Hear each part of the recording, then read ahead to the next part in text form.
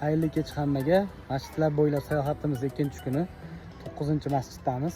Qo'qon shahridagi Saodat masjidiga shom namozini o'qish uchun keldim. Ko'rib bitta baho berib berasizlar. Masjidimiz juda ham katta va chiroyli ustunlar bilan bezatilgan. Bu masjidimiz 1994-yilda xalq hashar yo'li bilan qurib bitkazilgan ekan. Hozirgi kunda xonaqo va tashqari bilan birga qo'shib hisoblaganda 4000 ga yaqin namozxonlarni o'z ichiga olar ekan. Masjidimiz bosh imom xatibi Saidazimxon qori juda ham xushovoz ovozlari bor ekan. Juda ham chiroyli Qur'on tilovat qilganlar. Menga juda ham yoqdi qiroatlari.